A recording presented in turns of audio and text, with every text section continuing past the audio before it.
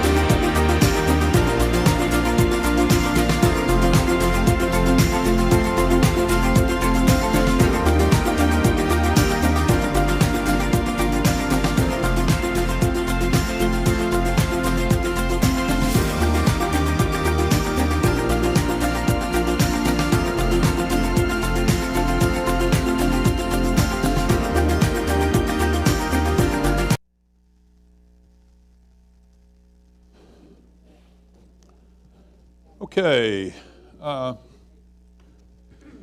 everybody's ready? Daniel's not here yet. Wait a minute.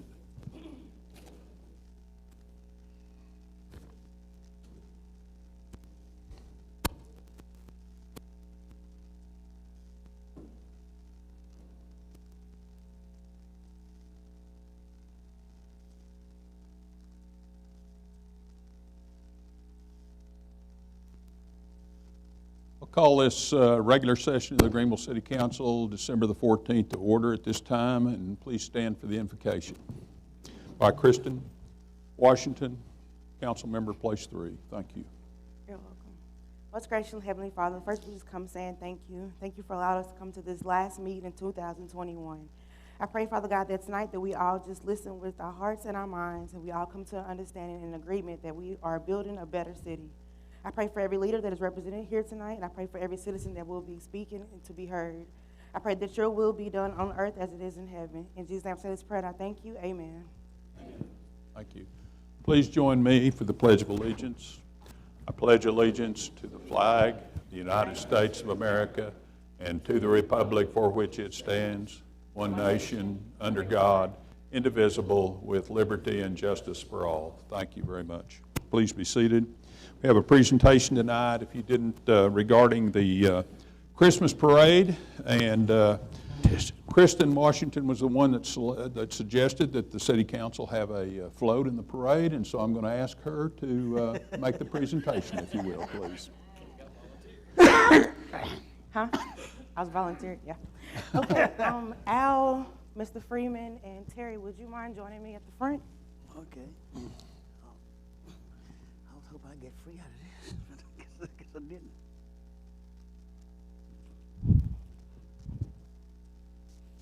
So our first presentation, I would like to present Parks and Recreation. Brett Quarles and your team, would you mind coming up?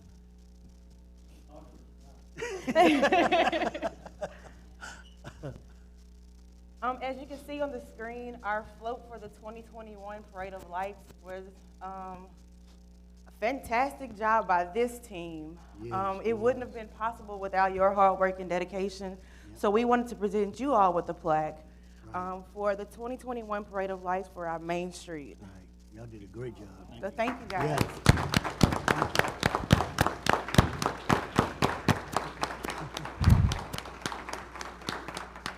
And then our second plaque will go to Majors Airfield. They also received, come on up.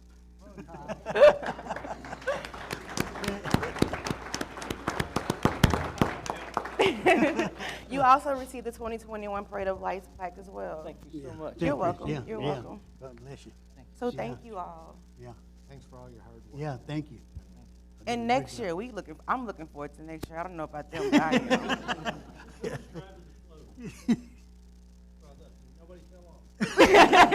Yeah. And you held off the rain. Right. Yeah, they did a marvelous job. Yeah, right. So thank you again. Yeah, thank all you. y'all hard did- work. Thank you. Yeah, y'all did a wonderful job. Thank you.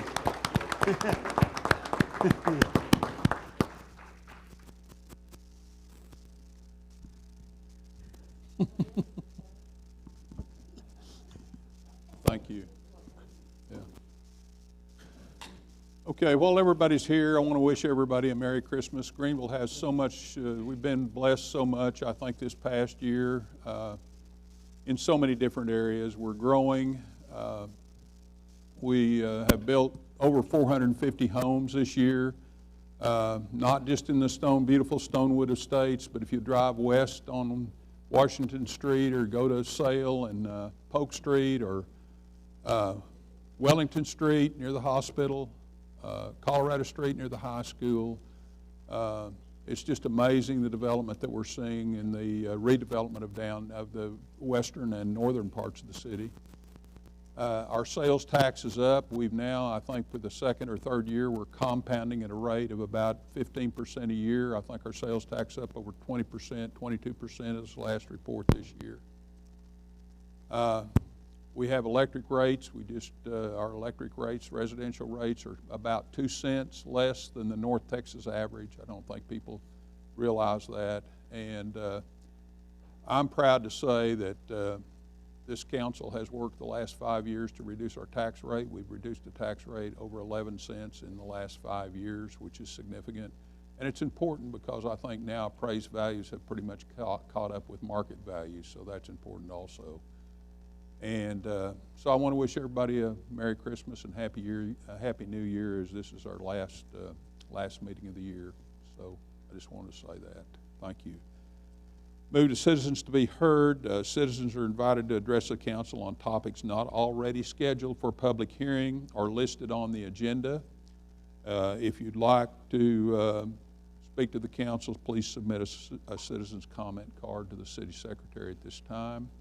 The same applies for public testimony. If you'd like to comment on any of the items beyond item 7A, starting with item 7A, please present a card to the city secretary. Do we have citizens to be heard? Wayne, John Turner.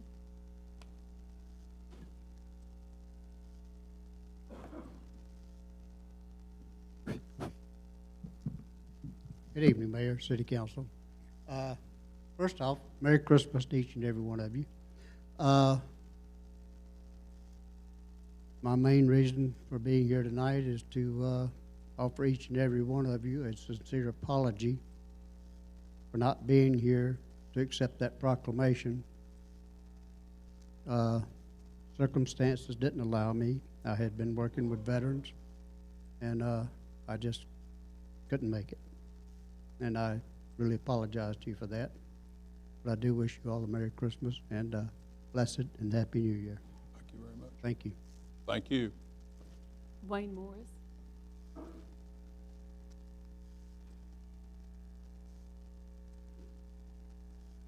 Good evening, Wayne Morris, 5600 Vale Street, Greenville. I was pleased to read in the Herald Banner that the city is seeking funding from Washington to help with payment of the new water line from Tawakoni to city reservoirs.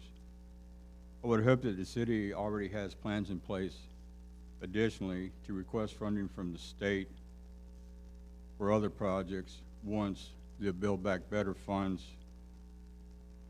totaling billions of dollars start hitting Texas as announced. As the competition for these dollars increases, and they will be fiercely sought by many cities, I'm hoping that our requests have already been thought out, if not prepared, and we're at the point of hit send once the amounts and the procedures are announced, and that Greenville and its citizens can recoup some of our tax dollars that were sent to Washington and filtered back to the state.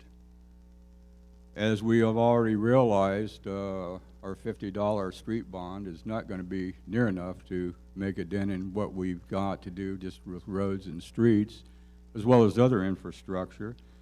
So it would be nice to receive some of these extra funds if possible. On that note, I would request that the city manager and mayor consider adding a tab to the city website that could be updated monthly to reflect the status of grants that have been applied for, both state and federal, and the status thereof. This would enable the citizens to be up to date on the efforts of the city and possible good news and projects for the future. Lastly, thanks to all the council members and the city staff for their hard work this past year and ongoing efforts to bring our infrastructure and streets and community up to par. This is on top of the numerous day-to-day projects that you were tasked with for ongoing services to our citizens. We appreciate all you do and wish you all a very Merry Christmas and a safe New Year. Thank you. Betty Monday.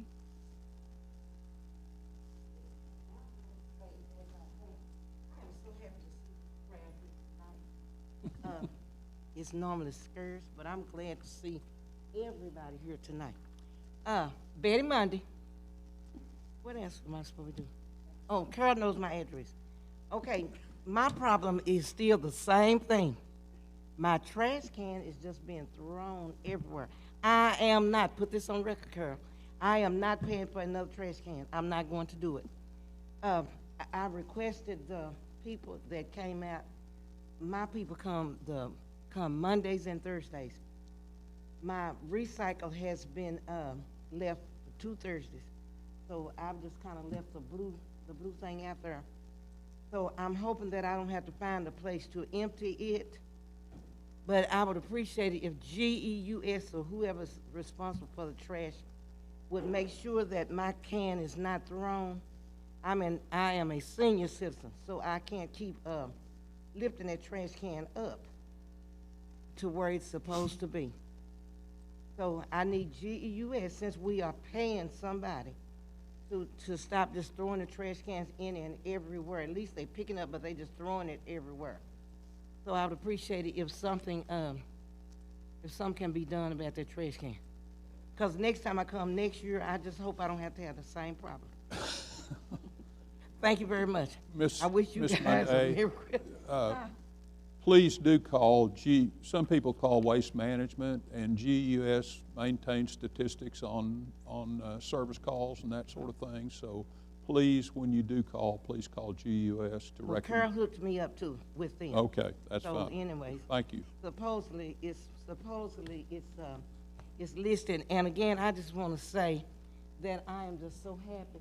And when we come to make statements or whatever, it would help if we stay in here. You know, don't receive medals and plaques and walk on out. So that's just my opinion. That's just my opinion.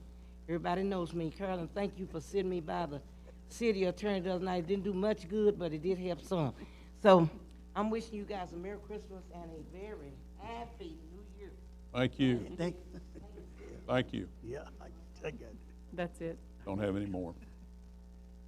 Okay, we'll move on to public, item 6A, public hearing and consideration of an action on an ordinance for a change in zoning from ag to single-family 3 on property located at 5201 Joe Ramsey Boulevard. Steve? Quicker than I am tonight. Mayor, council, this item is, I sent it to you, you probably got confused about the address, but it's not actually, what we're actually trying to rezone is not actually on Joe Ramsey. Where I've got the cursor up here at the top would be the hospital, and if you're going west, that's those apartments there. But it's actually gonna be on Creek Crossing, that's Creek Crossing right here. That's been farmland for quite some time on both sides of the road. We've actually looked at developing this property the last 2 or 3 years. We finally got a solid developer here now. And Mayor, you mentioned it a while ago, he's the same one that did the Wellington Estates, the new Wellington Estates. It's almost built out, 1-story and 2-story homes, and this should be the same type of project.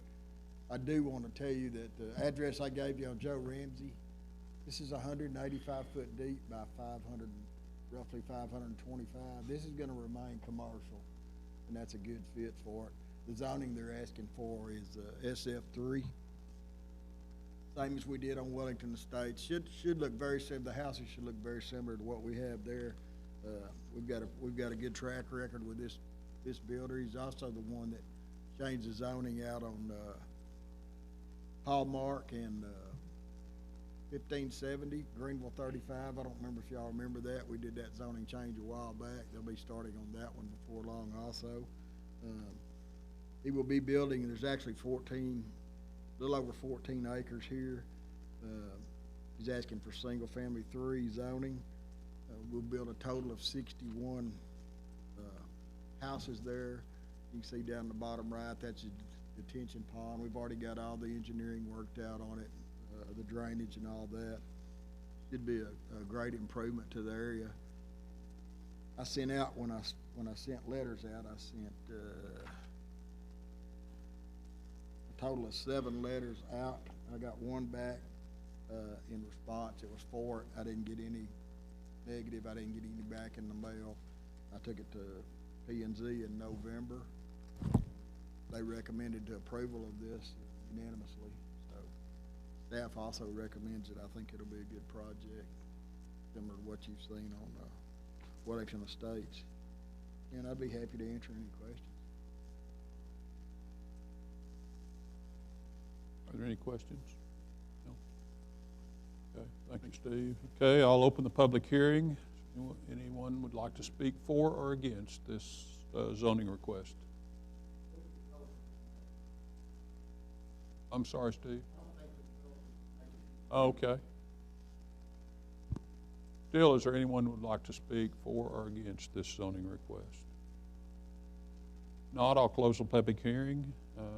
What is the pleasure of the council? I'll move to approve. Okay, motion? Second. Second. Please vote.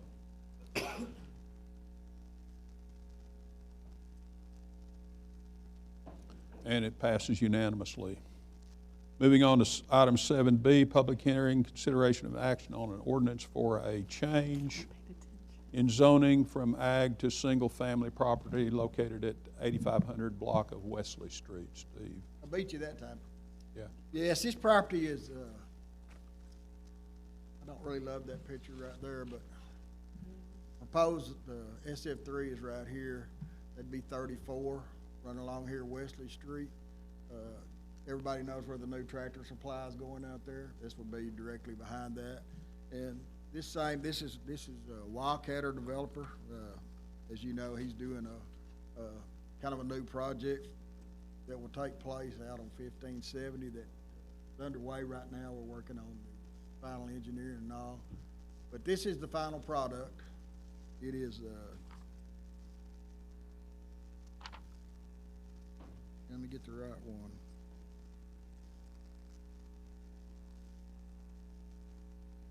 I left it over.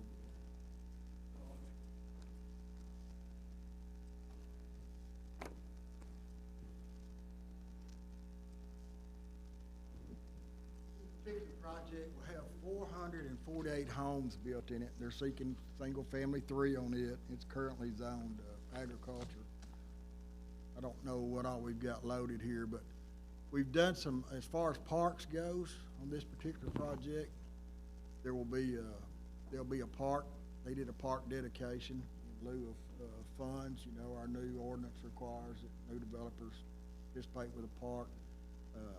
There will be a public park in this. Were those in there, Carol? Yeah, let me go somewhere else and get those. Actually, I'm getting into the developer's notes here, but I told him I was gonna do Hey, that. Quit touching All right. I'm hard to slow down.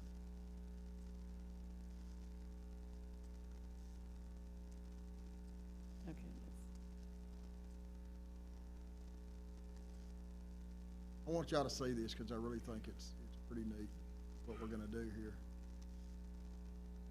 Okay, just scroll down. Ooh, let me slow down.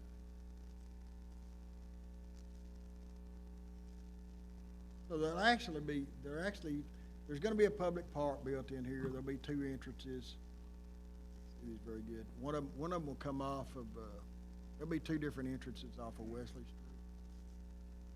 One of the public parks will be more in the interior. They'll correct me when they get up here, but I believe it's in this area right here. This other area down here is kind of floodplain, and they're gonna dedicate all this acreage to the Parks Department. And what we're gonna do here, it's kind of worked out for the Parks Department. We're gonna put a disc golf course in there.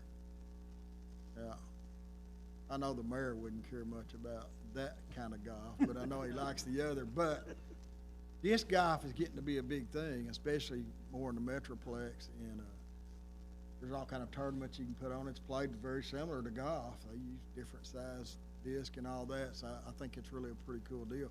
But I think we can bring some more traffic to Greenville by putting on tournaments and such as that. I know Brett has talked about it and kind of set it up, and we're kind of excited about that. But that's the potential of this project. Part of this project that they do own has some commercial property. They're looking at a couple of restaurants there. One of them's a little upper end type deal. I think would be a nice addition out there. Well, let me do this first.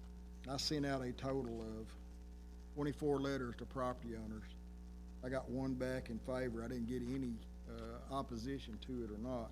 But at the P&Z meeting, there was several citizens that came up, particularly when they were concerned about drainage. I hope we address their issues. I'm sure they'll be here to talk about it tonight. One of the things I want to assure council when we do the zoning, and we haven't platted it yet, but when we do, we will, that's one of the first things we'll take care of is they'll have to build detention ponds and such to maintain the water, just as it is right now as raw land. When they start putting concrete and straight, they'll have to figure out what they're gonna do with that water. So we will try to take care of that floodplain. We will take care of the floodplain. infrastructure and all that, we've got that figured out how to do it. I took this one to council, the P&Z in November also, and after some discussion, they unanimously voted to approve this also, and as a staff person, I do too. We've worked on this one for a little bit. I think it's gonna be a good project. Staff recommends approval also. Any questions for Steve? Yes, sir. Come on. How much of this site plan is done? Like, is This? Yeah, is this a final site plan, or is this just No, a pro- no. kind of a? This is kind of where we think we're going. They'll have to plat it. I actually have the preliminary plats in the office. Actually, we got a meeting on it tomorrow, which will end up, that has to go to P&Z to get approval. But, Okay. all the engineering, all that has to be done before we'll Right. go with that. So, yeah, we'll have all that worked out before. Okay, I just have a couple of basic questions. Okay. It looks like, I know that this is preliminary, so Yes, I'm not trying to, this is very I'm not conceptual. trying to like drop the hammer on you or anything like that, but, are they planning on having, like access on Traders Road, for example, or multiple entrances on Wesley? Well, I'll let them talk about that because they're here. I do think they own the property up there. Yes, there'll be, at some point in time, we may try to cross over and get in there. But but right now, you're gonna have two entrances, that actually go into that project at this time. But yeah, I'll let them talk about it. I don't want to get too far out in front of you, but I just. Now, wanted to ask. he kinda alluded to it the other night, so I definitely want you to talk now. But yes, he can talk about that. Okay. That's it. Okay. Would the developer come up and speak before we open the public hearing then? I think it would be appropriate if we do that, please. Yeah, I don't know about that mic, Ted. Can you? Can you hear me? Yeah. Yeah. All right. Kenny in the back, can you hear him now? Test. Good evening. My name's Ted Murphy. They can hear now. Can you hear me? Yeah. All right. Good evening, Mayor, council members. I'm Ted Murphy with Wildcatter Realty Advisors, 1431 Greenway Drive, Irving, Texas. So tonight we're here to request a zoning change from agricultural use to SF3 for these two tracts of land, as Steve has described. And I just want to elaborate a little bit on some of the considerations that we've given as we've looked to plan these two properties. We have taken into consideration the city's future parks plan and the trail system that runs through this particular area of the floodplain. We do own a lot of the land up to the north side, towards I-30 on the opposite side of the floodplain. So we're in the process of planning that as well. We have looked at the city's ordinance that was passed for park dedication and taken that into consideration. For both these properties, the park dedication, by our calculations, is about 10 acres. What Steve outlined up here is about 25 acres that we're going to dedicate for public park use. In conversations with Brett at the City Parks Department, they expressed an interest in doing a disc golf park. We think that's a great idea, if that's something that the city would endorse. And so we've been looking at that and studying that, and we'll have some more discussions with the city about that as well. You were asking about access to the park, so. Well, the whole property. To the whole property. So for this tract up here, we've got an access point on Wesley up here, and this is a loop road that comes back down to Wesley on the south side. So there's two access points off of Wesley into this particular tract of land. Those are the main points of access into this subdivision for here. And the one down on Coyote Crossing, those 2 points of access are coming in off of Coyote Crossing down there as well.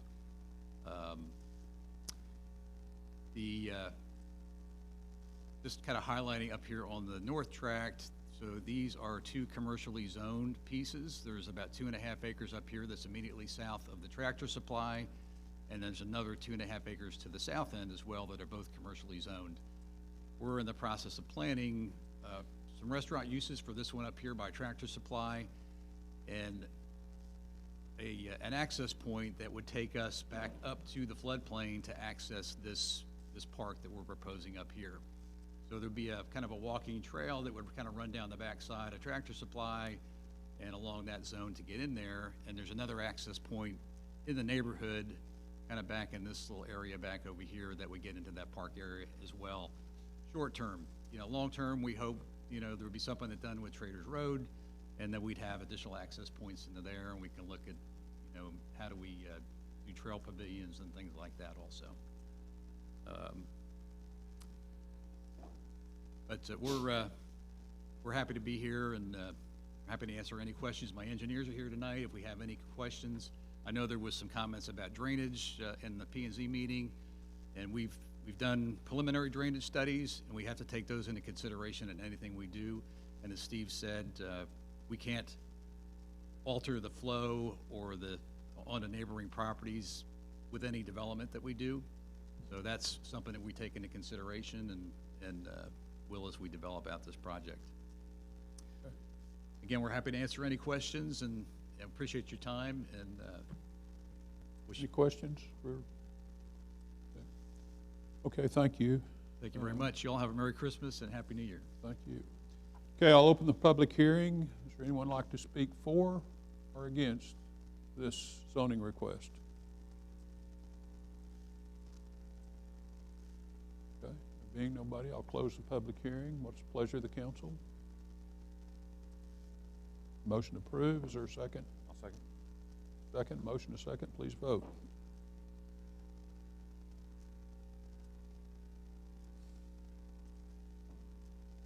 And it passes unanimously.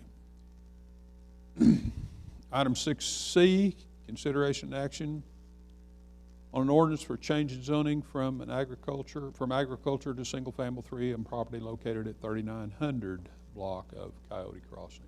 Steve. Yes, sir. This same developer, same deal, and it actually is on you can see it here. We're looking at building 96 homes, changing zoning from ag to SF3 on this one. And as you mentioned a while ago, you got 2 access points off of Coyote Crossing. The plan someday is if they can get all this purchased, you can build an actual walking trail that would go from one to the other. We'll see how that plays out. Pretty good project, good developer. We've been working on this same time as the other. We have a meeting on this one in the morning to talk about the preliminary plat for it also. With this one, there's gonna be, if you've been down Coyote Crossing, you know what it is, gravel road. This will help the area because they're gonna end up having to pave this road. They're gonna have to bring some water and sewer in here, which will help some of the people that are close to it. So it's kind of a plus for the neighbors down there on that one. We're talking about building 96 homes. I sent property owner letters out to 13 property owners. I got 1 back in favor. I didn't get any negative responses, but again, I will say that at P&Z there was concerns about the drainage, which I think we've already talked about. I mean, they kind of tied both of them together. But we do need a separate zoning approval for this one here. I did take it in November also, the P&Z, and they unanimously voted to approve this. Staff also approves it. Would ask council to approve it. Okay. Any questions for Steve? Okay, before I open the public hearing, would the developer like to comment on this also, please?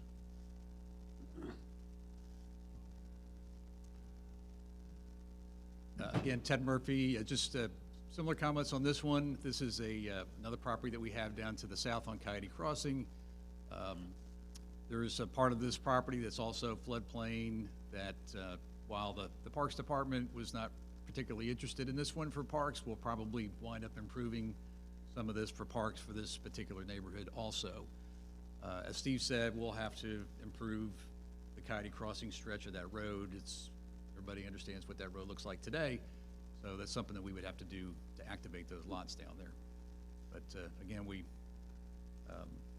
this zoning change is consistent with the comprehensive plan, and we ask for your approval tonight. happy to answer any questions. No questions? Okay, thank you very much. I'll open the public hearing. Would like to speak for or against this zoning request? If there is no one, I'll close the public hearing. What is the pleasure of the council? Move to approve. Motion approved. Second. Mr. Freeman, please vote.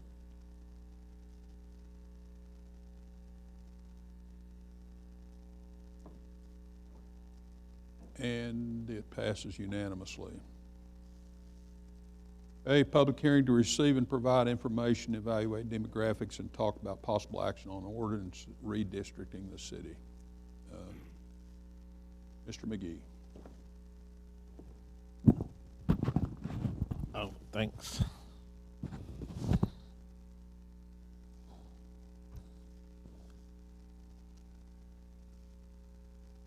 Can you introduce yourself for the audience? Yes. Didn't know who you were before. Oh, yeah. I apologize for not introducing myself earlier either. I'm Eric McGee. I'm with the law firm of Allison, Bass, and McGee from Austin, Texas.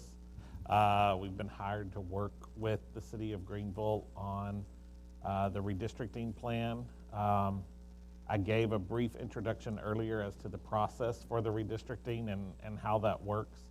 Our firm has actually done this since 1980, 90, 2000, 2010. I did the 2010 cycle, and now I'm back doing the cycle here in 2020. This is how your map currently exists, and as we talked about earlier, the total maximum deviation and how you came up with the ideal population. The area within the city that had to give up the most population was City Council District 1.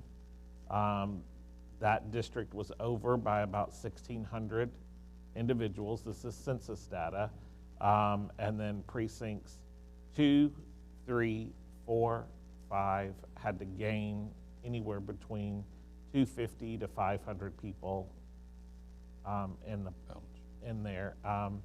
Precinct 6 was only under by 129 people.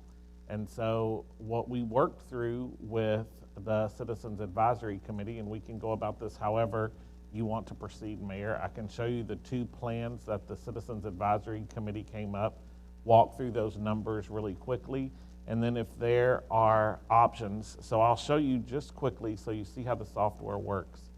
When you look on here, if I turn on the census block layer, you will actually see the population according to the U.S. Census in each block. Like 388 in this one, 66 in this one, 27 in this one. And that's how you go about moving the population around. The software is so sophisticated 10 years later that when you click on a particular census block, like this one with 388 individuals in it, it will highlight the entire census block, and then you can look at what the pending changes are, and it will tell you there's 388 people in there. Of that 388 people, where it says change, 64 of those individuals identified as Hispanic, 277 identified as Caucasian, and you can see the racial demographics based on that. A lot of people have asked me questions through this redistricting cycle of cities and counties about an undercount. Well, we probably know that there are people that did not fill out their census. This was taken during the COVID year, and there's not much that we can do with that. We're required to go by the census data, and that's what we're working off here, and that's what the city has chosen to move forward with. Otherwise, you just have no way of knowing. You gather this data from the Census Bureau, and they provide it. So I will show you the first plan that the advisory committee worked through.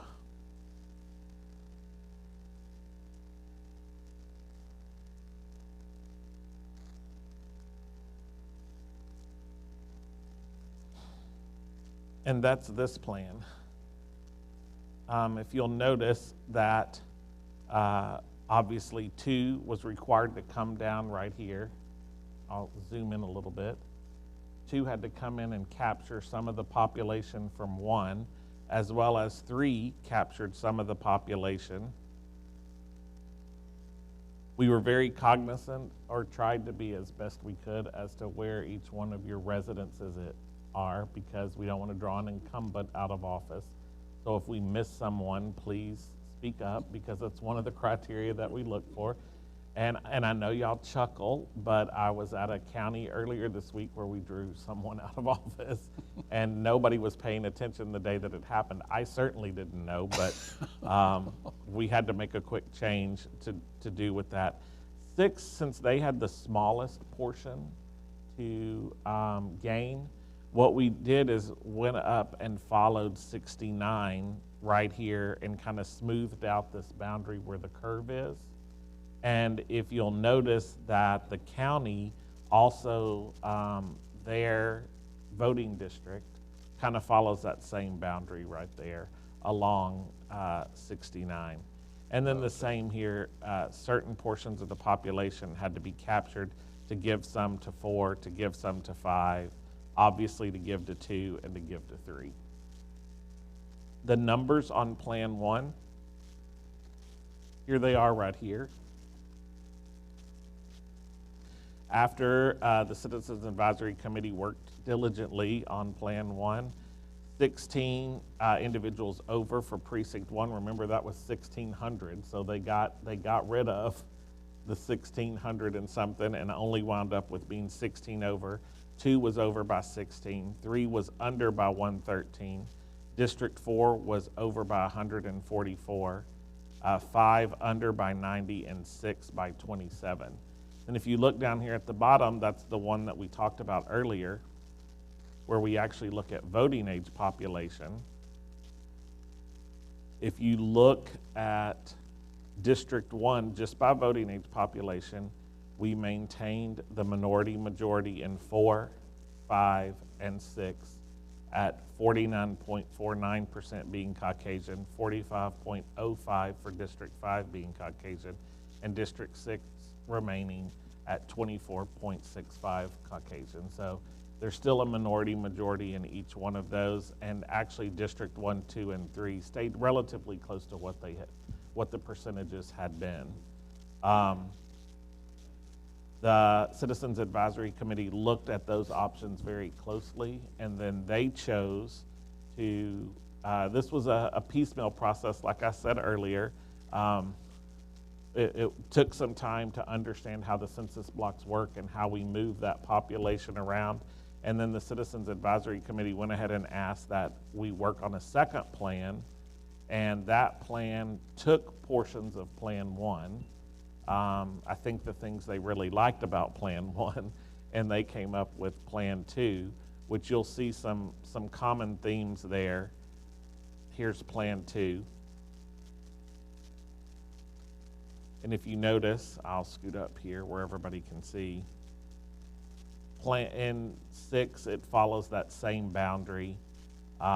Here in District 4, it went down just a tad bit further. Same thing with District 5. The city boundary changed just slightly. The most significant change, I think, was Roy Warren Parkway. 3 came all the way over to Roy Warren Parkway. And then 2 came a little bit further down and followed some major roadways as best they could. And then also, I think one of the things is smoothed up the boundary there before Precinct 2 kind of followed the Interstate I-30 all the way out. But it actually in here, there's not very many voters in here. It just was for aesthetics, I think, to make it look a little bit better. And how those demographics shake out. I will show you, though, for Plan 1, the deviation was 5.48%, which is well below that 10% that we talked about, the presumptively unconstitutional level. Plan 2, if you'll notice, they got the deviation down all the way to 1.82%, so much lower. And if you notice here, District 3, they liked the fact that they were able to actually get a 0 and a 0%, which is kind of the unicorn of redistricting, because it's really hard to get an exact number because you're picking these little census blocks, and they were able to get that to 0. If you remember, District 1 was over by 16 and 16 in Plan 1. Now we're 13 and 10. Perfect in District 3. some say God's country. That's what I was told by one of the county commissioners in one, that when he reached a 0, he was like, that must be the right one. District 4 was 100 and something under 1. Now they got down to 8, and then District 6, if you'll notice, is the same 27 because they didn't do anything further to District 6. And then if you go down here to our demographics, you notice we're right at the same percentages just about for each one. District 4 is right at it, was 49.49, now it's 50.21. 5 is 45.2, and 6 was 24.65 Caucasian. And then the remaining is explained here by the African American population, American Indian, Asian, Hispanic, Hawaiian Pacific Island, other, and then multi means individuals who identify as 2+ races. But that's not designated as to what race you specifically are. It's just you identify as someone who is from 2 or more races. So that's the 2 plans that the Citizens Advisory Committee has worked on, and those are the 2 that I guess we're here for any public comment on. Or if you want to make any revisions to either one of those, I will tell you that the easiest way to go about doing that is, if you like Plan 2, but you want to see some differences, or you like Plan 1 and you want to see some differences, we can work off this plan and save it like as a 1A or a 2A or that kind of stuff without losing the work that the Citizens Advisory Committee has already done. Okay, and you commented previously about the, everybody from the Citizens Advisory Committee commented and was there at work. Could you comment about that for the audience also? Sure, I'll say this again. I see I see some of them are here tonight. Yeah, I see that there's at least 4 here. There may be more, but I see 4 or 5 of them here tonight.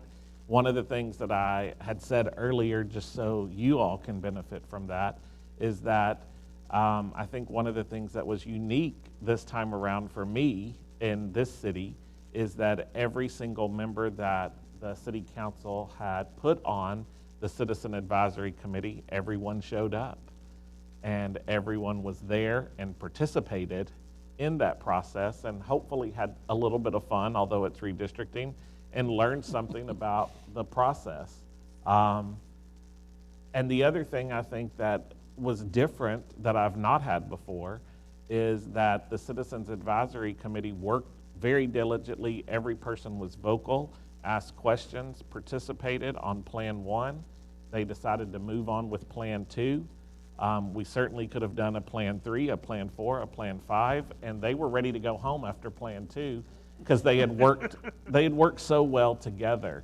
And sometimes when you have Citizens Advisory Committees, you have various interest groups that show up or maybe on those advisory committees, and they bring 1 or 2 plans, and then a different view brings 1 or 2 plans, and then the city council, is in that difficult position of trying to decide between this plan from this group or this plan from that group. That's not what you had here.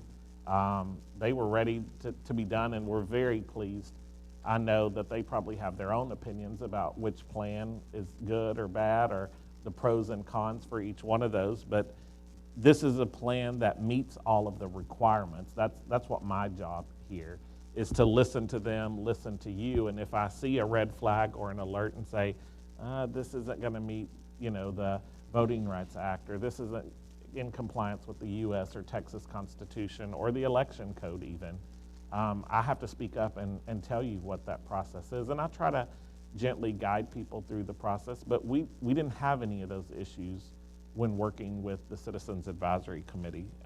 Like I said, everybody was vocal, and everyone was here, present, and shared their voice and opinions. Thank you. Thank you to the committee, the members of the committee here tonight for your service. Council have any questions for Eric? Any suggestions? I have one suggestion, and this is based, I don't really have a preference with regard to either plan, but I've listened to the city secretary from time to time try to explain which district people are in. And we have a major street that goes right through north-south Greenville, and that's Wesley Street, which I'm sure you're aware of. And would it make sense to try to segregate, I guess, those districts or split the districts so that you know, the city secretary could very say, do you live west or east of Wesley Street? And that would be helpful as opposed to some of these more obscure streets that you've done. Is that a strategy that we might consider that might make things easier in the future from voting, from voters to be able to determine which district they're in? That is certainly a strategy you could look at. One of the things. I don't know if it's a strategy. I think it's just something to facilitate the voters, maybe. Right, that's always probably one of the main concerns is making sure voters know where they can go. Right. And how it's easily identifiable. And especially when you use a major roadway, at least you're not looking at your neighbor directly across the street and realizing that that neighbor votes somewhere else and you vote over here.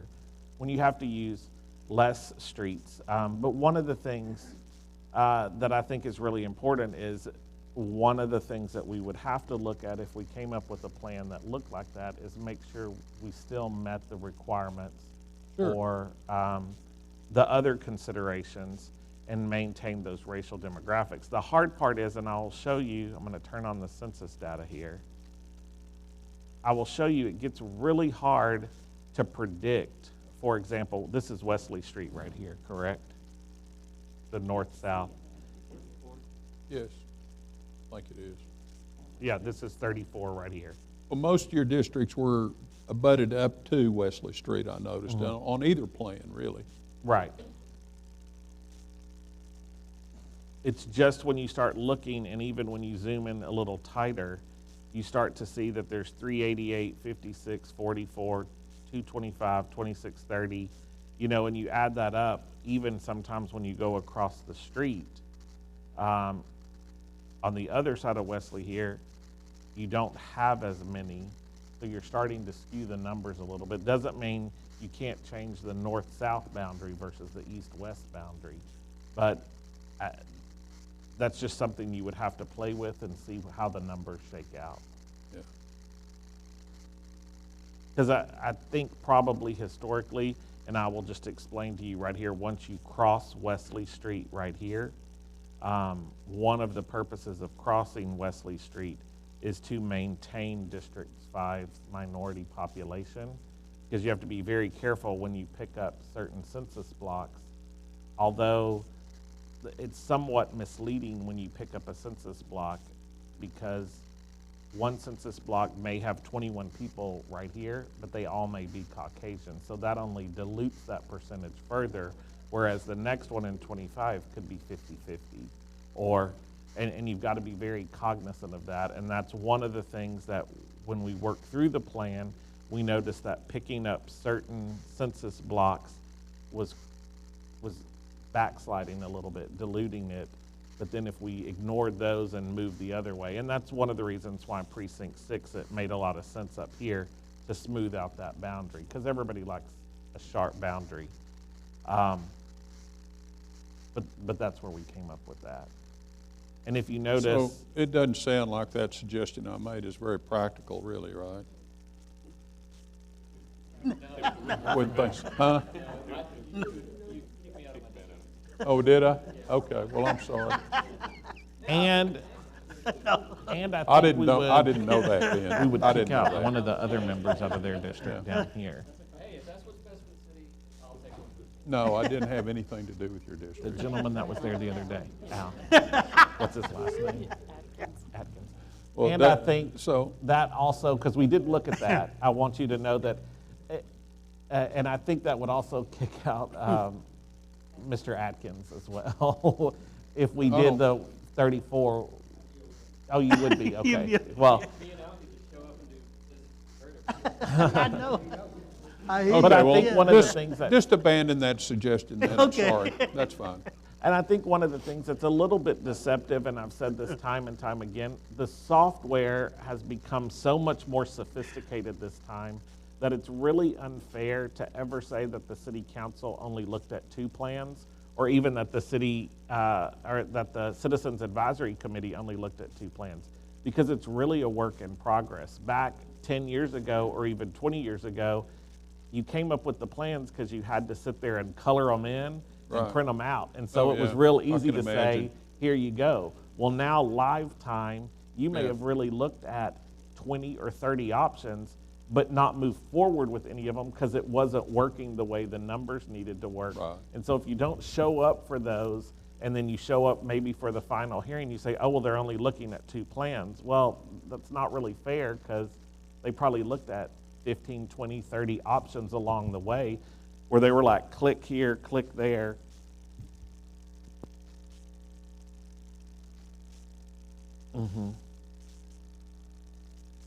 So that is a weird census block. It has 0 people. But when you always ask like these little offshoots right here, you will see that when you try to highlight those,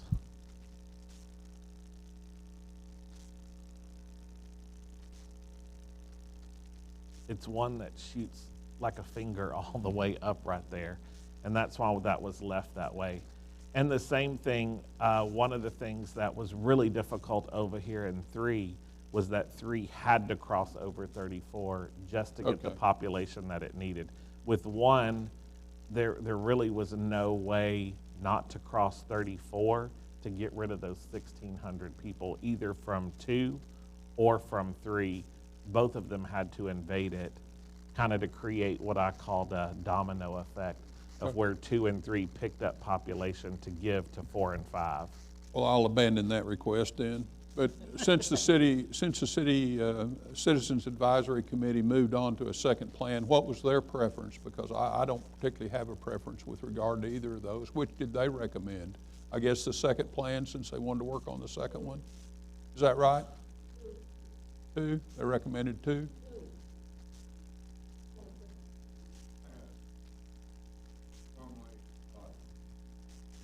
Okay.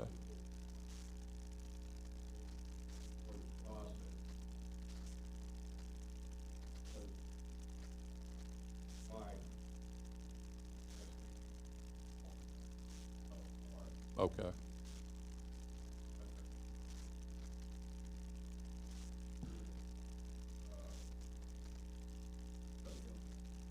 Okay.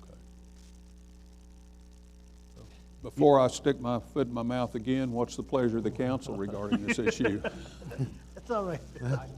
Do we need- To me, the second plan makes a lot of sense just Yeah. because it has the smallest maximum deviancy. Right. Yep.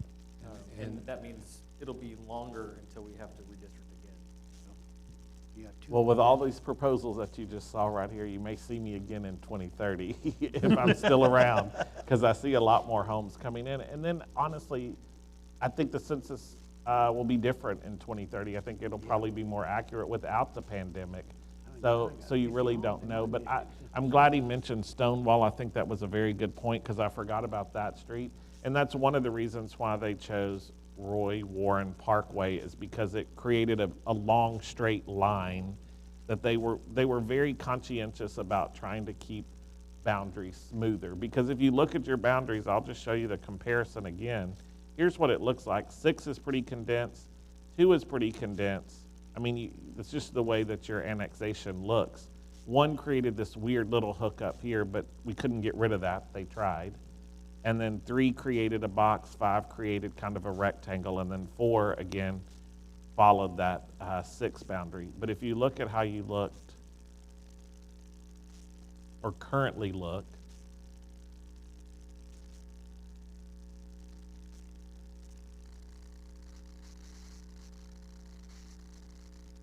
you will see a little bit of a difference, especially when you look at 2 and how it fingers all the way up here, and then 1 goes all the way up into 2, and then the same thing with 3, the dividing line here, which made it easy because it was the interstate. But so much of that population had to be gained. If you see, those are some big boxes over there that we crossed over to get 149, 493, 103, to get that 1,600 just away from 1. I just like the city secretary deals with this on a regular basis. Do you have any comments regarding this map? No? Okay. Got that. Okay, well, what is the pleasure of the council then? Do we need to hear from the public? Okay, yes, we do have to have a public hearing. Thank you, Mr. Atkins. So with that in mind, I'll open the public hearing for public comments. Anyone like to speak for or against Plan 2? The second plan developed by the Citizens Advisory Committee. And let me just add one thing real quick. I know Mr. Turner's going to speak, but I don't want his time to start counting. But today is not a formal adoption of anything. It's really just a look at various plans, and the city council can move forward to have both plans go for a formal public hearing for final adoption in January. Actually, it's on the agenda that they can vote Oh, on you it. can? Okay. Yes. Yeah, we plan to. Well, you can do your formal adoption today, and I'll get you an order adopting a redistricting plan. Then we wouldn't be back in January at all. Yeah. Okay. Mr. Turner. Thank you. Mr. Mayor, Council, I was at the Citizens Committee on this very same thing the other day with Councilman Atkins. He was there as well, and several of the people I know in here. And you don't have to count. I'm not going to be here that long. And I watched the proceedings go for quite some time, and I think that the Plan 2 is the most equitable going, myself, personally. Okay. Thank you. Are there any other comments regarding Plan 2, which is under consideration as a redistricting plan for the city? Ms. Monday, could you come up and speak, please?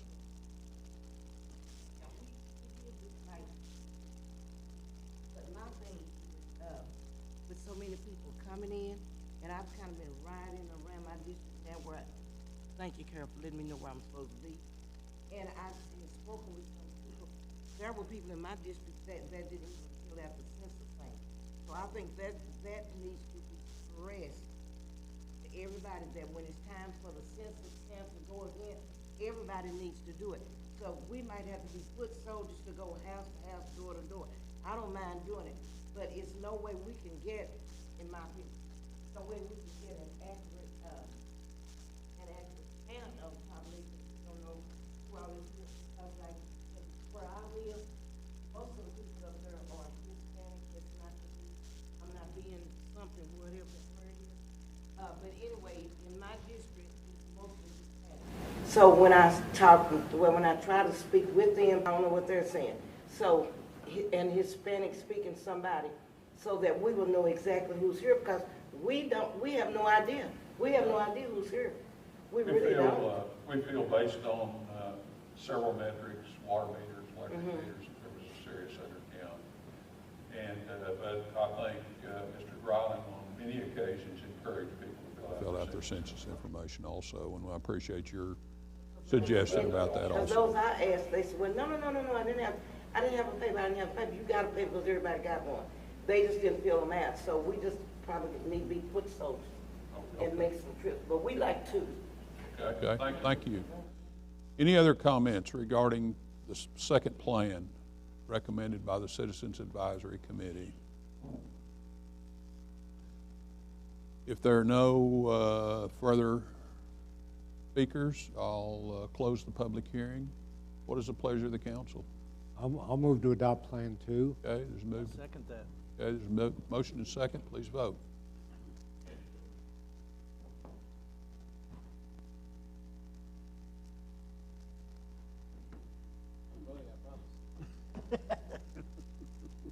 You had my problem.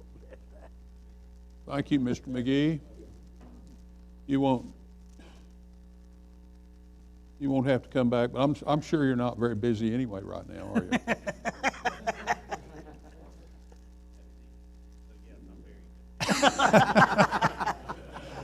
All right. Thank you very much. Thank you, council. Those are your district lines. Okay, item 6E. Council conduct a public hearing in accordance with the section of the Texas Local Government Code to provide members of the public the opportunity to present testimony and evidence regarding. Danny, you want to introduce this item? If I read it, it's not going to make sense. So. 6E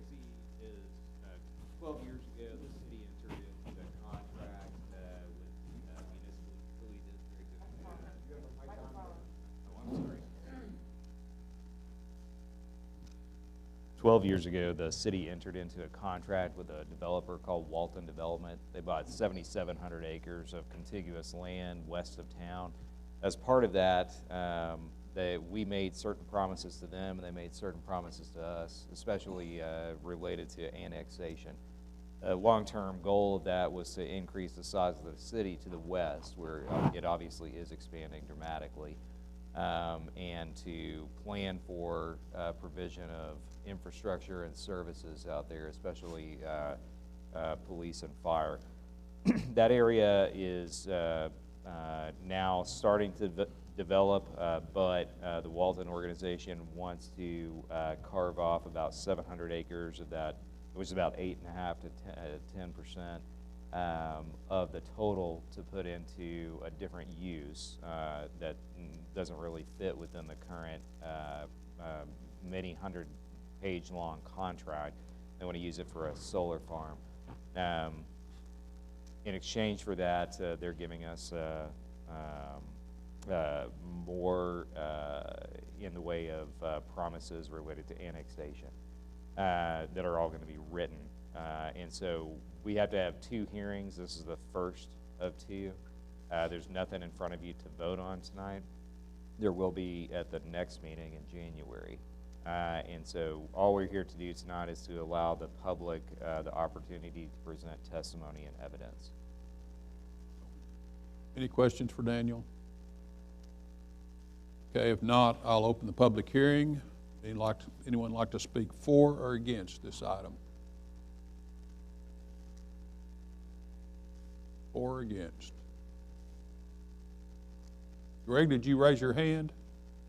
Okay, I'm sorry. Okay, I couldn't hear him. What did he say? Oh, okay. Okay, I'll close the public hearing and move on to item 7A. Consideration action on ordinance authorizing interlocal agreement, cooperation and contract with Shady Grove Special Utility District. Is this Daniel? 7A and 7B go together, and so I'll just talk about them both at the same time. Basically, as you all know, Caddo Mills is growing very, very quickly, and they have a whole bunch of new houses that have already been built and more on the way. They don't have anywhere near enough water to serve all of those new housing subdivisions due to the TCEQ requirements of a certain amount of water being available at all times. We provide their water. We are the wholesaler to them of potable water. So after it's brought up from the lake and treated, then we put it in a pipe, send it over to them. They pay specific rates, and then we also have other outside groups, 2 that are mentioned on the agenda tonight, Shady Grove and Jacobia. Shady Grove and Jacobia, a while ago, increased their water amounts that they had in their contracts back in a few years ago before all this quick growth hit. And so they currently have more than they need. So what we've done here is taken, with everybody's cooperation and approval, taken 250 gallons total per minute from Shady Grove and Jacobia and given it to Caddo Mills. It's not going to have any impact on us financially right now. At the end of 3 years, we expect to be done with our water expansion programs and infrastructure improvements, so that we can continue to give more and more water to Caddo Mills. That's going to have dramatically increased water needs over the next 10 years, but especially over the next 5 years. And then the plan and what's in these documents is that our overall plan is to give back those 250 gallons per minute to Shady Grove and Jacobia, which are in the process of merging, and then to give them an additional 250 gallons per minute of availability as soon as our 3-year plan for new water infrastructure comes to fruition. And so all this is doing is trading between 2 people that we contract with. We're not gaining anything or losing anything. The only promise that we're making is that we're going to give additional water at the end of the 3 years, and that's not a thing that we have a choice about. I mean, we're definitely doing that because we have to do that to meet our obligations to the citizens and to the state. And so there's no good or bad for us here other than maintaining relationships with the people that we sell water to, which over time is going to be a very important part of this city's financial picture. Okay, thank you. Any questions for Daniel? So basically, it's redistribution. That's right, temporary redistribution for about 3 years. Okay. Any other questions? Not, what is the pleasure? Is there any public testimony regarding this issue? There being no public testimony, what is the pleasure of the council on item 7A? Okay, there's a motion. Is there a second? Motion is second. Please vote.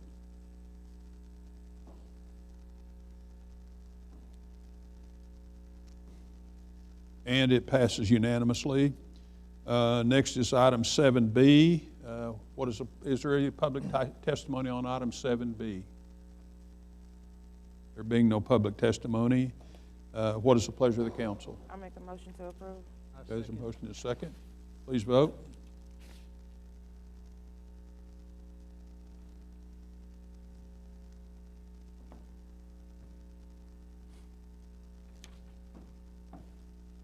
Okay, and it passes unanimously. Item 7C will be postponed until further notice. Item 7D, consideration and action in order authorizing a pilot agreement with Project Mass. Greg, would you like to come forward and speak about that, please? Or your chairman? Mark Scott? Anyone? One of you?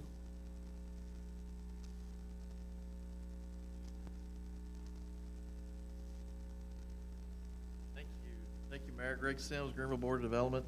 The Board of Development's been working on this project since about February this year.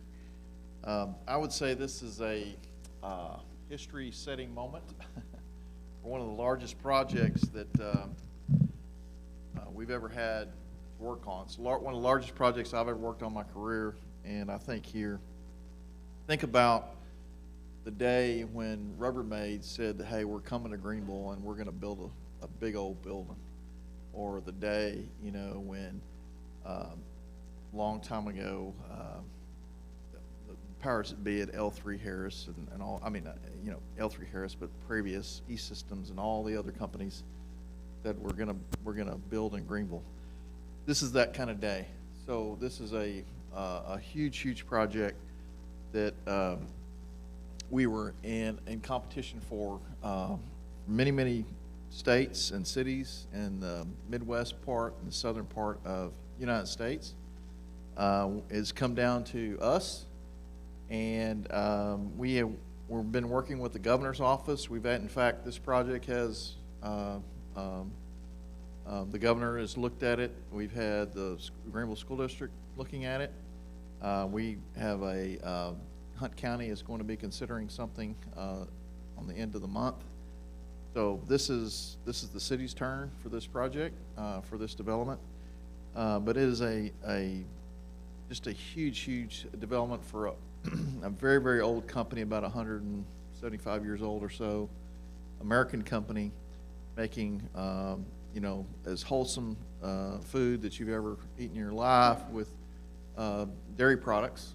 So I know you know, Councilman Al has experienced it when he was in his youth, I think, growing up in the New York area. As you know, to me, this is like, you know, when I grew up on Kraft Foods or, you know, Board Milk or, you know, all those kind of wholesome names that we've come to know here. That was the kind of company, right, Al, up in that area. So, you know, this is a huge event, a huge project for us. This agreement that you're looking at today gives them the opportunity to connect up to our city sewer system, city water system, have police and fire protection, have wastewater, have waste treatment, all the benefits of being located in the city limits, but they will build this big plant in the county. So this company is bringing, you know, 250 to 260 jobs in the first phase. It's about 500,000 square feet.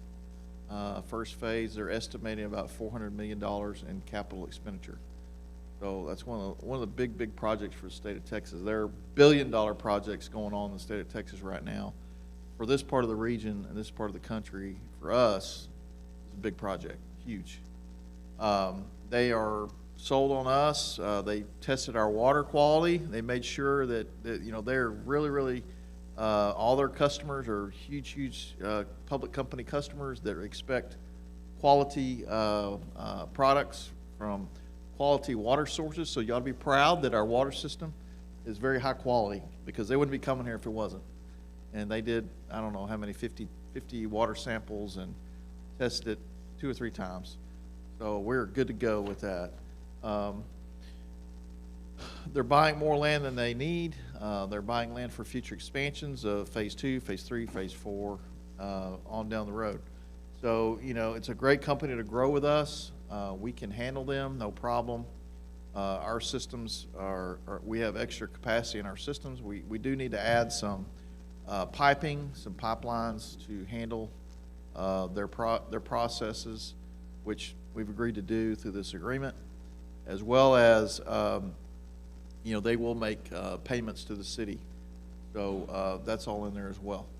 So this is what you have before you tonight, is a lot of negotiation with their attorneys and their engineers and our attorneys. I want to say thank you to Summer and Press and the mayor and Daniel and all of you and all of our teams here in the Board of Development. Dr. Mark Scott, our chairman, by the way, he just chaired his last board meeting today after 6 years. So thank you, Mark, for all your work you've done for us. And you know, this is one to be really proud of. If you like you know, industrial development, and it's on the kind of the western side of town, the northwestern side. So a lot of people that want to work in factories live all over the place. They live in, you know, all over the county and all over the area. 66 is going to be a well-traveled, and 1570 a great way to get in and out of the facility. So, you know, I'll take any questions, Mayor, if there are any. Okay. Any questions for Greg? Greg, to put in perspective, the first phase, the 500,000 square foot, is half the size of the Rubbermaid facility. That's correct. Is that right? Yes, Yeah. sir. That's correct. So, you know, that's but, you know, part of that 100,000 square feet of that has approximately 100,000 square feet, has a 110-foot tall refrigerated robotic warehouse. Wow. So not a person in it. You know, there's no lights, so it's all robotics. So it'll be a huge thing on the horizon as you drive in. Great work. Yes. Chairman Mark, would you want to come up here and say anything? This is your last hurrah. Putting him on the spot, huh? I'm putting him on the spot. Y'all allow me.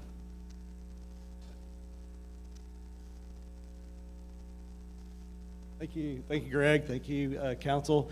Just want to say this project is a monumental investment in our community.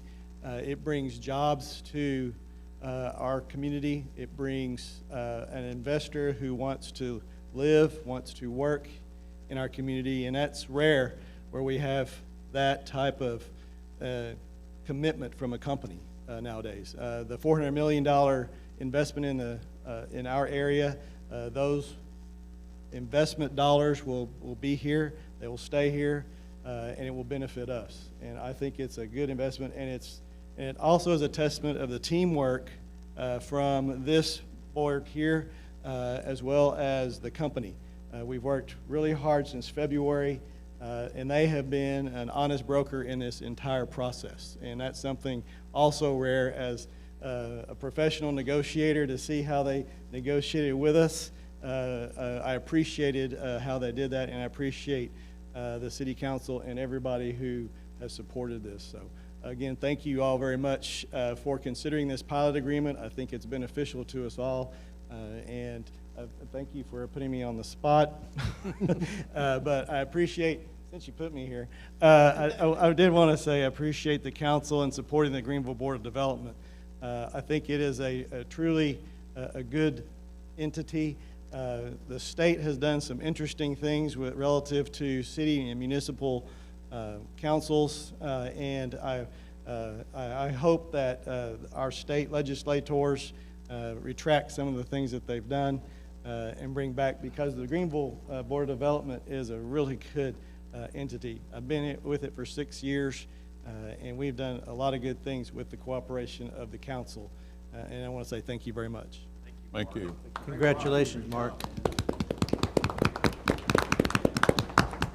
So, also, I want to recognize Sean in the back there.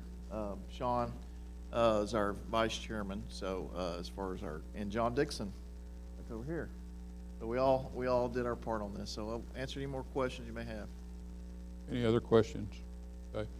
Daniel, do you want to say anything about the contract? Do you have anything? No, you'd I like think to comment Greg on? covered it perfectly. We had a lot of very long negotiation sessions and went over every single word of this with a fine-tooth comb over many, many hours with Greg's office and some other people at the city, and there are many, many attorneys on the other side. But I think that we've pretty much beaten that to death. This is the best deal that we're going to get, and it's a great deal for the city.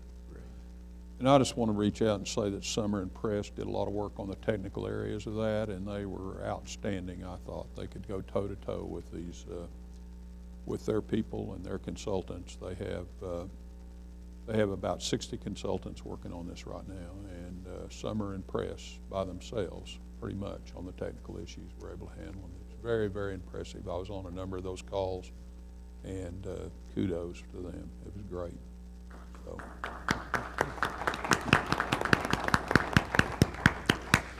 Okay, I'll open up is there public testimony regarding this item, this ordinance?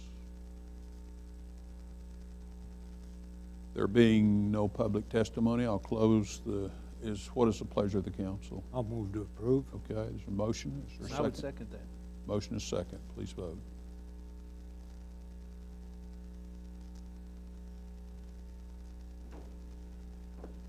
And it is approved unanimously.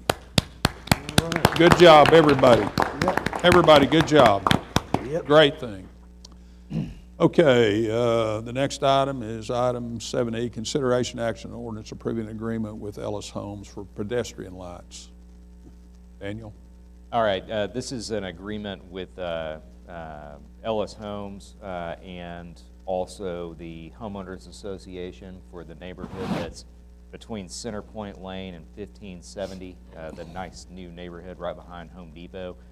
Basically, we've been discussing for several months now the type of street lights that the city was requiring to go in there. This is a agreement with Mr. Ellis and his company and with the HOA that's enforceable against the HOA in perpetuity. And the basic terms are that development will be allowed to use in all the phases of that neighborhood. The fancier metal light poles with glass globes on top, they're still required to follow the city's requirements related to location and spacing, like location as in they have to be at crossroads and on cul-de-sacs, and spacing is required every 300 feet. As part of the deal, the HOA will be required to do all of the maintenance on the lights, physical maintenance, and bulb replacement, and the city will pay for electricity for their light poles just like it does for all the other developments in town. Mr. Ellis has his attorney here tonight if y'all have any questions for him, or I can answer any questions that you might have as well. But this has been a negotiated thing over several hours of work, and I think this is a positive and good thing for the city, and does not put us in a position where where we have problems moving forward with other streetlights and other subdivisions. Okay. Any questions for Daniel regarding this? Daniel, in reading that, did I comprehend or read that it was strictly based on the current development, the one you mentioned behind Home Depot? That's correct. Or in the other new developments? No. Just They that one? specifically, this agreement specifically excludes all of the developments besides Stonewood Estates in the phases that are Okay. going in there. Thank you. And I think this agreement addresses the concerns of the citizens that showed up at a previous meeting, and it addresses the concerns of the city, and I think it's in the best interest of all parties to approve it. Any other questions or comments? If not, is there public testimony regarding this issue? There being no public testimony, what is the pleasure of the council? Then a motion to approve? Second. Second, okay. The motion is second, please vote.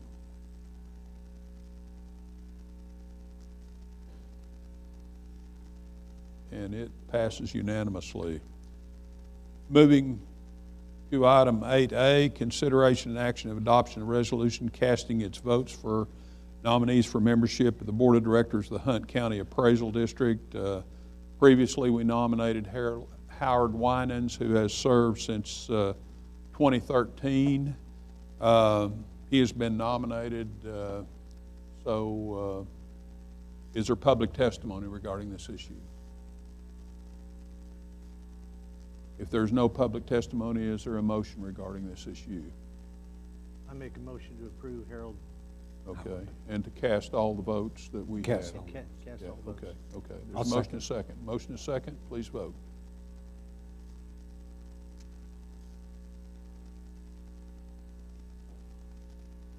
I can't see, okay.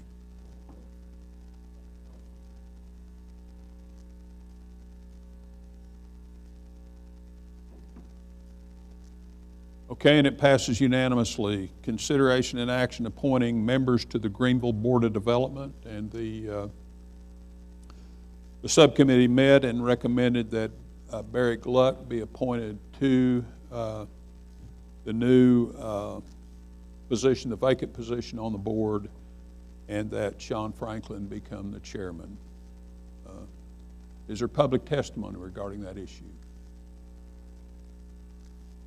If not, is there what's the pleasure of the council? I move to accept the nomination of Barry Gluck for place 6 and Sean Franklin for the new chairman of the Okay. board. And I Motion. second that. Second. Please vote.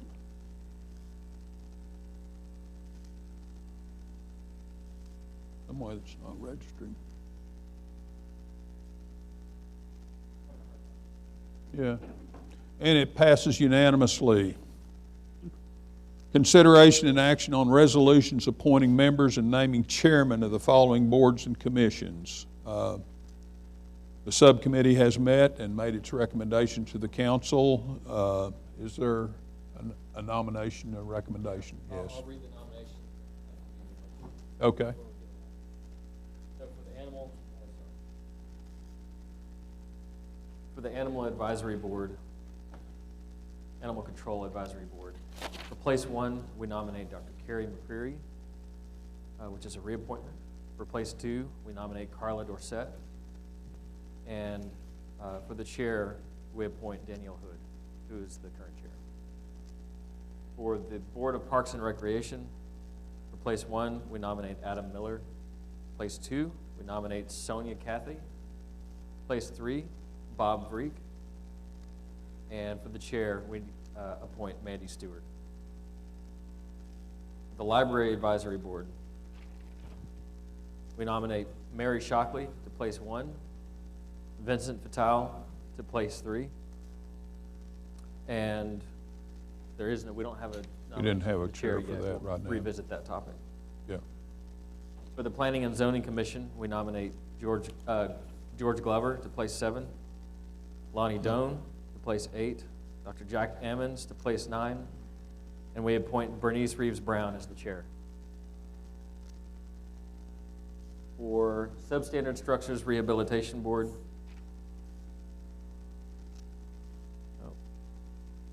there it is. Barry Gluck to place 3, David Gibson to place 4, Lauren T. Saxton to alternate place 1, and we appoint George Glover, right? Isn't that Glover George. Glover George, okay. Glover George as chair. For tax increment reinvestment zone, goodness. For place 1, we nominate Sue Ann Harding. Place 2, Holly Gocher. Place 7, Douglas Hackett. And we appoint Sue Ann Harding the chair of the Chairs Board. The Tourism and Convention Advisory Board. Place 4, Misty Woodruff. Place 5, James Satterwhite. And no chair is appointed at this time. The Zoning Board of Adjustment. Place 1, Jim Holly. Place 2, James Satterwhite. Place 3, Barry Gluck. Place 5, John Martin. And we appoint Barry Gluck the chair. That's all the nominations. So I'll, with those nominations on the table, I'll open the public hearing for public testimony. Or open for public testimony. Greg Sims.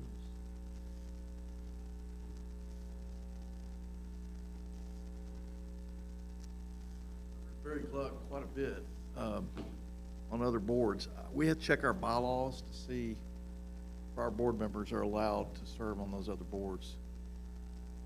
So just to let you know. But we can check it tomorrow or whatever. If you want to vote this way, it's fine. And we just let you know. So we just have to check the board development and the 4A EDC bylaws to see if they're allowed to do that, because normally that wasn't the case, unless you know something, Carol, that I don't know. I got to check with Barbara and George. Thank you. Daniel, do you have a comment? I mean, I know. I don't know the answer to I know that. I know from our conversations and our interview with Barry Gluck, he wants to serve on the Board of Development. So I think we should go ahead and vote on these appointments. And if he is unable to serve on those, he'll just have to step down from those positions. Yes. Yeah, That's and what I'd we've had to recommend. remove people from boards before, but so far in the past 10 years, it's only been. Well, if it's a people problem, removed. I know he served 6 years as JUICE. He served on these other boards. He's been chairman of JUICE. And I know he wants very much to serve on the Board of Development. So I think we should vote on that, approve it. And if he has to step down from these other boards and commissions after we get a ruling on that, then I think he'll just have to do that. And I'm sure Yeah. he will. Is that Sure. okay? Oh, yeah, Yes. definitely. Public? Okay, so I've opened is there any, Greg spoke public testimony. Is there any further public testimony regarding this issue? If not, what is the pleasure of the council? I'll move that we approve the nominations that I just read off. Okay, is there a second? I second. Okay, there's a motion and a second. Please vote.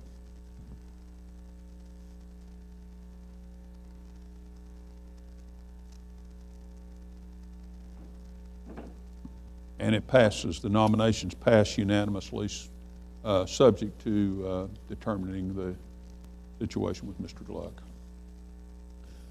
Okay, I'll move to the consent calendar. City Secretary, could you read the consent The calendar City for Council us? meeting minutes from November 9th. Ordinance rescinding Ordinance 2103 and authorizing the final payment for PaveCon for reconstruction at Ed Rutherford. Ordinance authorizing the purchase of one John Deere boom mower. Resolution adopted the investment policy for the city. Resolution confirming the reappointment of a member to civil service, which is Tim Dooley. Resolution authorizing the submission of an application for body-worn camera grant program. Ordinance approving an agreement for funding with Keep Greenville Beautiful, and a resolution declaring that the purposes of the decommissioning reserve account would balance out to zero. Okay, are there any questions? Does City Council have any questions regarding any of these issues? There being no questions, is there any public testimony regarding these issues? Okay, if there's no public testimony, what is the pleasure of the council? Move to approve. Is a motion? Is there a second? Second. Motion is second. Please vote.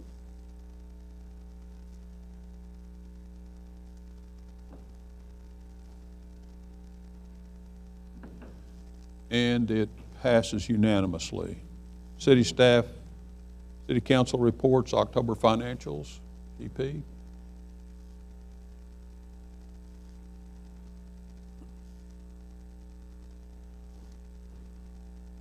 Good evening, City Council and Mayor.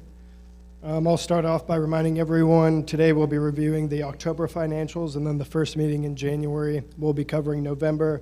The second meeting in January, we'll be covering December, and then we'll be all caught up with our usual schedule after that point.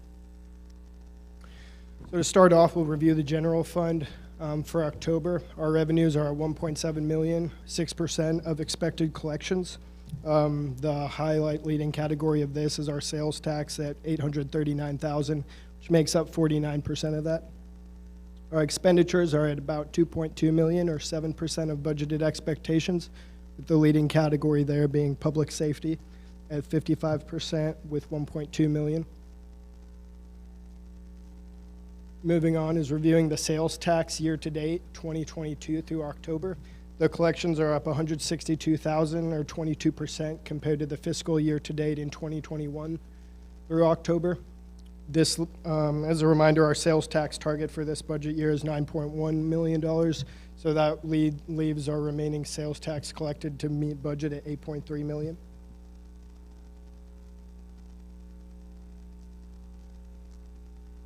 This is sales tax versus comparison cities here. The city portion of the current collection period was $830,000, an increase of 22.3% compared to October of 2020. Then, as a reminder, these are collected by businesses in August, reported in September to the state, and then received in October by the city. And that's it. I wasn't sure if I mentioned the exact figure, but it was $830,000. This here is the chart that shows the net payment received by the city compared year over year since 2012. This is a review of the water and sewer fund revenues through October. We're at $1.5 million, or 9% of budgeted expectations. I'll just go through the different categories here. Our water is at $722,000, wastewater at $579,000. Other fees, charge, and sales are at $213,000, and you'll notice that one's at 10% and is significantly higher than 2021, and that's because we received a few payments earlier in the year that we tend to receive later in the year. And then last is just that overall revenues of $1.5 million. Last is the hotel motel occupancy tax. This is comparing October 21 to October of 2020. We've increased 32.7%, and I believe this is still probably due to the COVID year last year and the increase compared to that. And then I believe it was Mr. Collins had asked last time if we could, or I guess really nail down into that sales tax figures any more in depth, and I looked into it, and we can. It's just kind of reported to us as a whole figure like that. And any other things that I think last time you had mentioned, like in the newspaper and stories and stuff, sometimes you'll see additional breakdowns, but that's typically done by third parties, research institutes and things like that. Any other council, or any questions from the council? No? There are no questions. All right. Thank you, and for those I don't see, I'll have a Merry Christmas and a Happy New Year. Thank you very much. Thank you. Okay, the next item is 10B, garbage, roads, water status update. Summer? So I'll go through this pretty quickly, Mayor. Also, the update will be catching up, so most of the numbers you'll see here will be for October. We'll give you the November numbers, the first meeting in January, and then we'll be caught up and do December at the end of January. So you'll look at the Waste Connections complaint log. October, we did a little bit better than September and August, so we're still doing a little bit better there, not quite where we want to be. So we've been working with Waste Connections.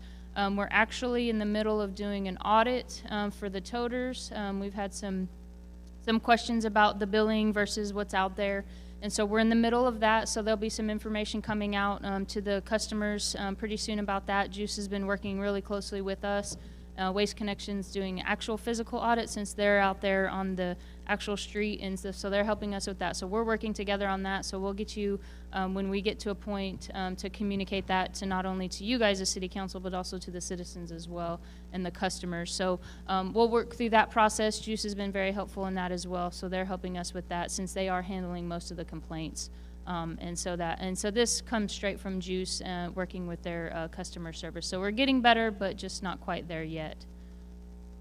The utility contract, if you'll remember, this will normally go through the middle of October. He goes from the 15th to the 15th. His month's a little bit different so that he can get the report to us.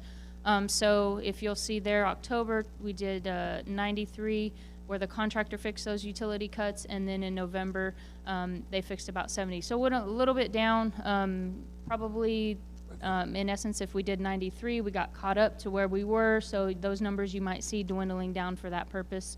We still are having a lot of houses built, so I think that number will kind of flatten out at some point. But, initially, we just got caught up with that contractor, so they're still busy, and so working on that. Potholes were kind of in the same area. Obviously, once you get one fixed, then another one pops up. So, or you drive down a different street and you see another one, which it's always helpful. Please report those. We need to know about those because we need to fix them before they become. Some of them can become dangerous. I found one the other day, and so just please report those. Let's see, October. It looked like there was 84, and then in November, in-house we fixed 73 actual potholes. Those are the smaller ones.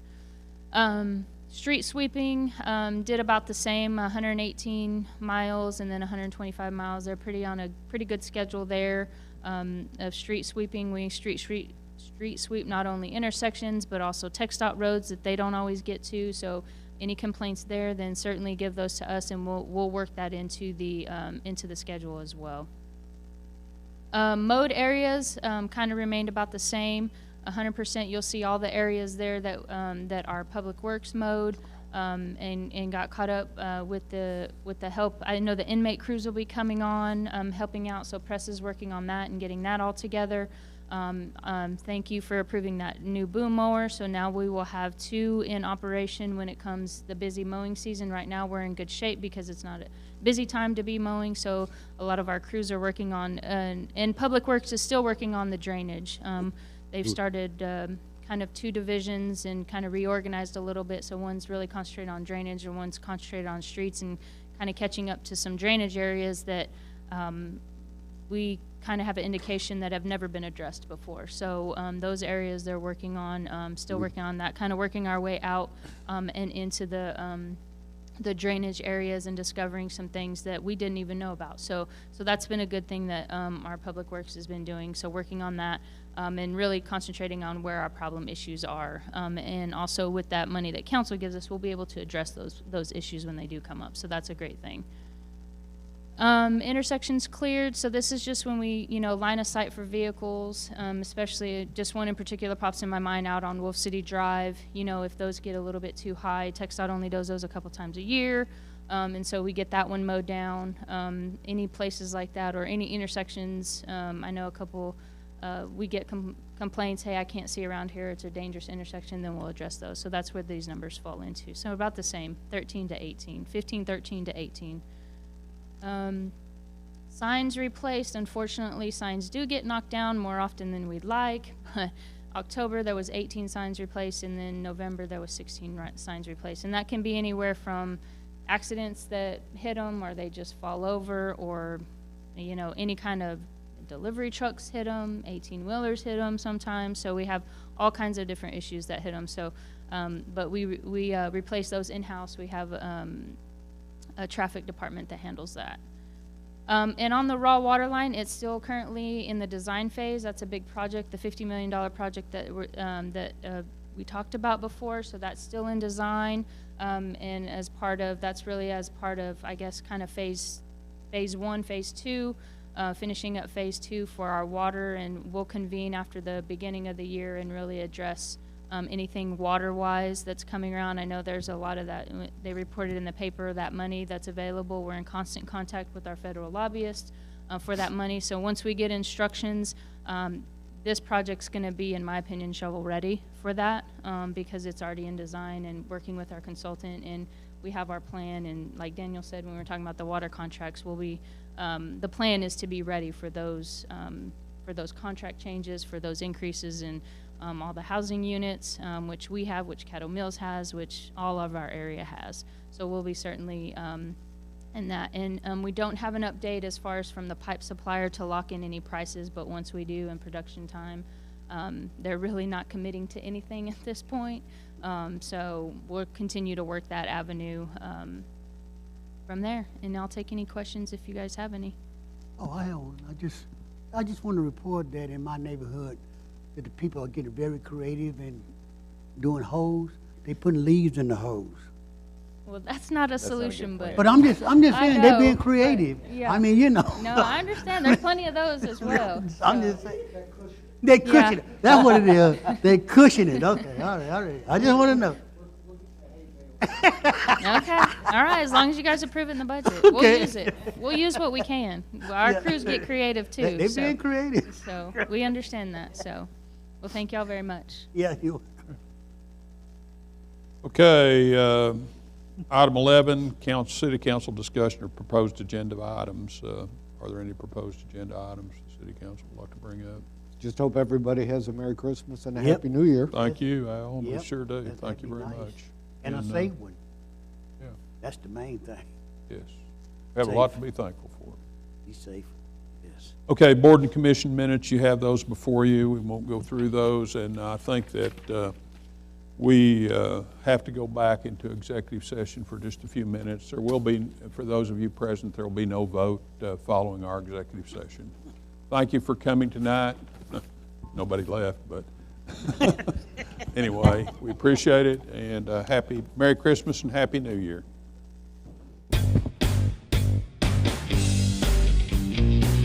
The recipe for great food is simple. Make it fresh. Wings to go in Greenville, where every order is a custom order made with fresh ingredients. Wings to go, 7818 Wesley Street in Greenville. Simply great wings.